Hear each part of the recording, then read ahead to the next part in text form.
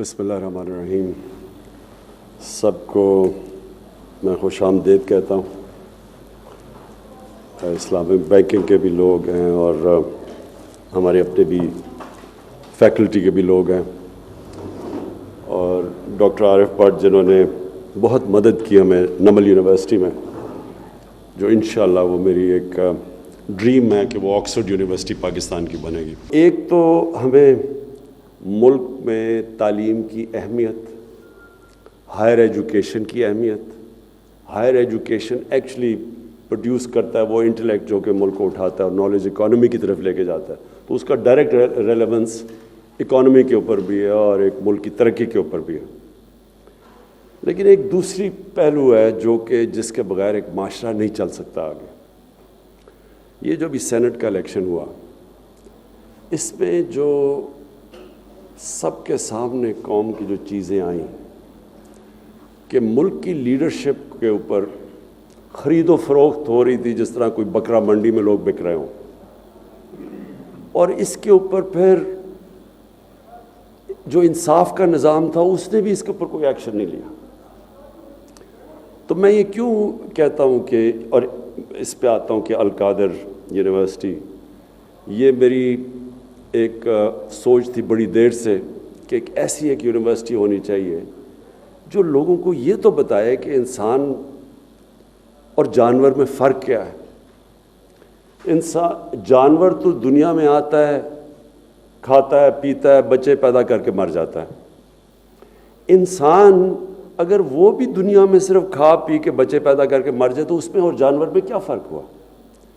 انسان کے اندر جب اللہ نے کہا تھا نا کہ میں نے تمہیں دنیا کی عظیم مخلوق، اشرف المخلوقات پیدا کیا، اور پھر فرشتوں کو کہا کہ اس کے سامنے جھکو، اور وجہ بتائی شیطان نے جب نہیں جھکا کہ تمہیں نہیں پتہ انسان کو میں نے کیا صلاحیتیں دی ہیں.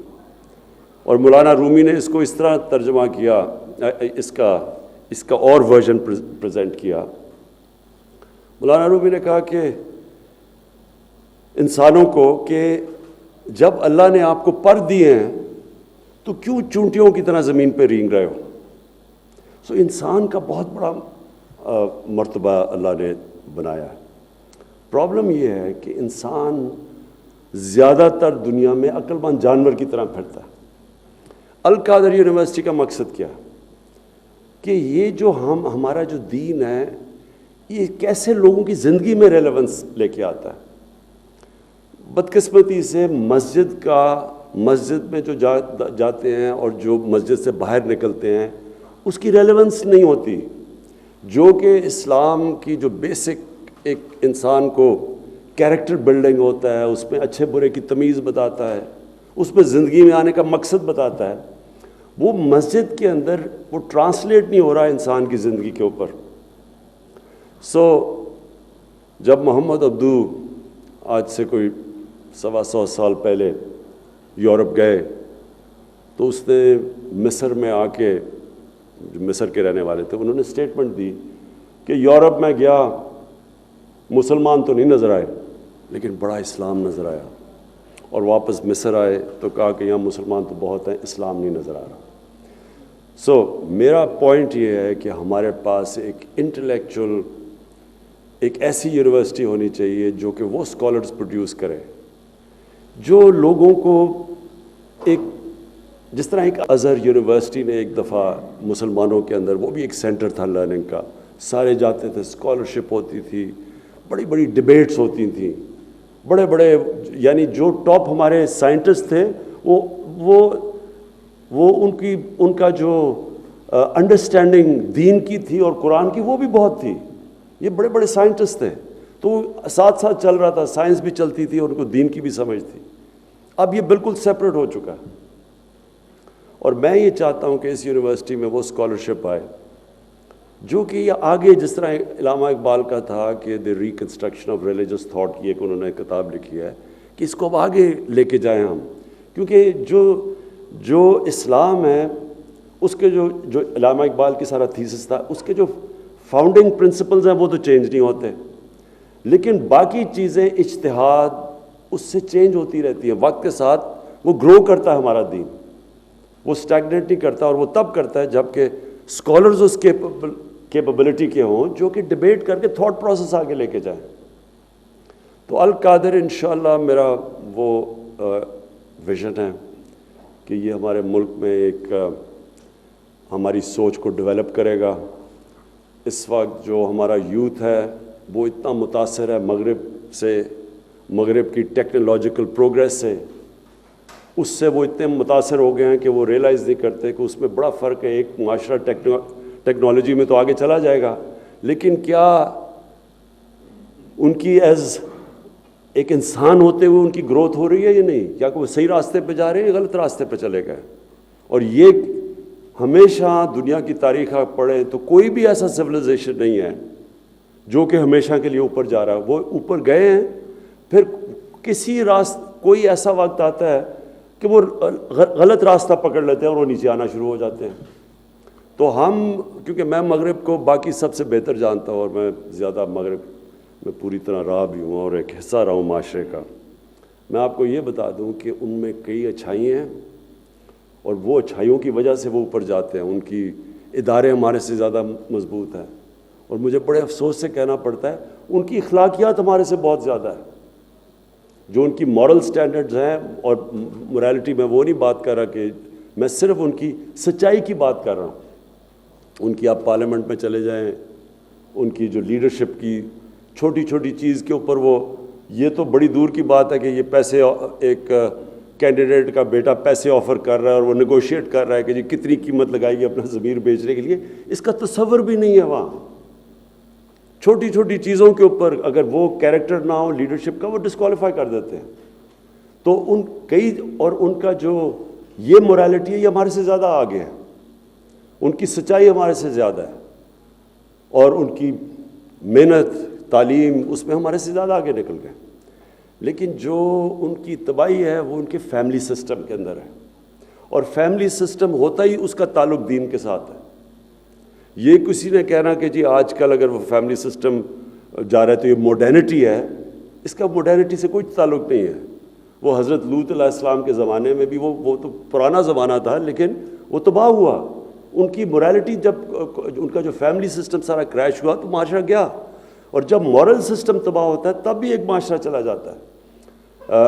جو آپ دنیا کے سویلائزیشنز اٹھا کے دیکھیں تو جب وہ پیک پہ ہوتے ہیں تو ان کی مورالٹی، ان کے مورل سٹینڈرڈز، یعنی ان کی جو سچائی اور ان کی جو ایمفسس مورل ویلیوز پہ، وہ کنٹمپری سویلائزیشن سے زیادہ اوپر ہوتی ہیں۔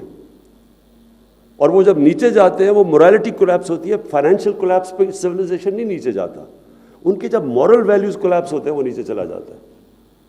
جو جرمنی اور جاپان کی میں مثال دیتا ہوں کہ وہ بالکل تباہ ہو گئے تھے سیکنڈ ورلڈ وار کے بعد، لیکن وہ 10 سال میں پھر کھڑے ہو گئے۔ لیکن کئی ملک ہیں آپ کے سامنے، فیلڈ سٹیٹس ہیں، آپ فیلڈ سٹیٹس میں دیکھیں، اصل وجہ یہ نہیں ہوتی کہ ان کے پاس کوئی وسائل کی کمی ہوتی ہے، مورل کولیپس ہوتا ہے، چوری پہ لگے ہوئے ہوتے ہیں، کرپشن کو ایکسیپٹ کر لیتے ہیں۔ کرپشن کا مطلب جو پیسے، جب ایک ایلیٹ ایک ملک کی پیسے پہ چلی جاتی ہے تو مورالٹی کولیپس ہو جاتی ہے۔ تو فائنلی کمنگ ڈاؤن کہ میرا یہ ویژن کیا ہے، میں یہ سمجھتا ہوں کہ ہمارا دین اسلام میں جو گائیڈنس ہے اس گائیڈنس کے لیے لیڈرشپ چاہیے، اور مجھے افسوس سے کہنا پڑتا ہے کہ وہ لیڈرشپ بہت پاکستان میں، یعنی جو ملک بنا ہی تھا اسلام کے نام پہ، اور جو علامہ اقبال کی خواب ہی یہ تھی کہ ہم نے ایک ماڈل بنانا ہے دنیا کو کہ اصل میں اسلام کیا ہے، یہ اصل میں لیڈرشپ یہاں سے نکلنی چاہیے، جو میری ساری خواب ہے، جو کہ وہ لیڈرشپ پروڈیوس کرے گی جو تھاٹ لیڈرز ہوں گے، جو بتائیں گے لوگوں کو، جو ریسرچ کریں گے، جو نبی صلی اللہ علیہ وسلم کی جو زندگی کے اندر چیزیں ان کی پورا کہ وہ سارا کانسیپٹ مدینہ کی ریاست کا کیا تھا، انہوں نے کیا وہ ریاست سیٹ اپ کی، جس کے اندر کون سے وہ پرنسپلز تھے، وہ ایٹرنل پرنسپلز تھے، ہمیشہ کے لیے انہوں نے سیٹ کیے، جس نے قوم کو اٹھا دیا۔ اور پھر وہ کیا کیریکٹر بلڈنگ انہوں نے لوگوں کی کیا کی کہ جو ان کے قریب تھا سب لیڈرز بن گئے۔ کبھی بھی دنیا کی تاریخ میں اتنے تھوڑے ٹائم پہ اتنے عظیم انسان نہیں ہوئے جو کہ اس زمانے میں تھے، اور وہ سب ان کی مثال دیکھ کے، ان کے کیریکٹر کو دیکھ کے، سب انہوں نے سارے معاشرے کی کیریکٹر اوپر اٹھا دیا اور معاشرے کو لیڈرز بنا دیا.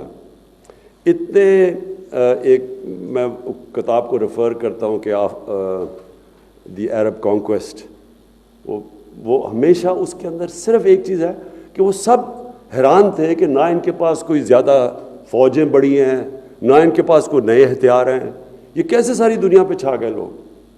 تو وہ اسٹڈی کرے، وہ یہاں سے ہمیں اسٹڈی کرنا چاہیے، وہ کون سی کیریکٹرسٹکس تھیں جنہوں نے ان لوگوں کو اٹھایا. اور ہمیں قرآن میں اللہ کا حکم ہے کہ ان کی زندگی سے سیکھو، نبی صلی اللہ علیہ وسلم کی زندگی سے سیکھو، کیونکہ وہ ہماری بہتری کے لیے. جب ہم وہ سیکھتے ہیں تو وہ یا انسان کو اٹھا دیتے ہیں، اور اگر ملک وہ پرنسپلز اڈاپٹ کرتا ہے تو وہ ملک کے اوپر چلا جاتا ہے. اور میں یہ چاہوں گا کہ یہ پھر جو ہم یہاں ریسرچ ہوگی، پھر یہ سارے ہمارے ایجوکیشنل انسٹیٹیوشنز میں جائے گی، ہمارے ایجوکیشنل انسٹیٹیوشنز میں گائیڈنس جائے گی کہ ہم نے بچوں کے لیے کس لیول کی انہیں کرنی ہے. کیونکہ ابھی میں دیکھتا ہوں اسلامیات کا کوئی ایفیکٹ ہی نہیں ہوتا بچوں کے اوپر، ان کی ریلیونس ہی نہیں ہوتا. ہم ان کو وہ کتابیں پڑھا دیتے ہیں جو اس ایج پہ ان کو سمجھ نہیں ہوتی. تو ہم نے کیسے ان کو کیا بتانا ہے، کیسے ان کے کیریکٹر کیسے بلڈ کرنے ہیں، کیسے ان کو فیوچر لیڈرز بنانا ہے. اور یہ ہوگا جب تک کہ ہمارے ملک میں کوالٹی کی انٹلیکچوئل لیڈرشپ نہیں ہوگی، جو کہ صحیح معنی میں جس طرح جو علامہ اقبال نے کیا تھا کہ ایک فریڈم موومنٹ کے اندر ایک انسان کی جو کنٹریبیوشن تھی صرف ان کی نالج کی وجہ سے، اور ان کی انٹرپریٹیشن جو تھی جو قرآن شریف میں سے، اور ان کی جو بلکہ ان کی ساری شاعری قرآن شریف میں سے ہے. آپ اگر ان کی شاعری پڑھیں، اس کی کوئی نہ کوئی قرآن کی آیت کے اس کے وہ شعر کے پیچھے آپ چلے جائیں تو کوئی ریلیونس ہے. تو اس طرح کی انشاءاللہ یہاں میری سوچ ہے. سپٹمبر 1 کو ہماری اوپننگ ڈیٹ ہے اس کی، اور اس کے لیے اب سے پوری تیاری کریں گے. اور جو امپورٹنٹ چیز میں صرف آخر میں، ہم نے جو بڑے دنیا میں بڑے نام ہیں مسلمان اسکالرس کے، مغرب میں جو ہیں بڑے نام ہیں جنہوں نے کام کیا ہوا، کتابیں لکھی ہوئی ہیں، سید ناصر حسین جیسے، اور حمزہ یوسف، یہ سارے آؤٹ اسٹینڈنگ جن کی بڑی دیر کی ریسرچ ہے. ان ساروں کو ہم اس بورڈ کے اوپر لے کے آ رہے ہیں اپنے، جو کہ ہمیں گائیڈ کرے گا کہ ہم نے اس کو آہستہ آہستہ اس تھاٹ پروسیس کو یا اس یونیورسٹی میں کیسے آگے لے کے جانا ہے. سب کا شکریہ ادا کرتا ہوں.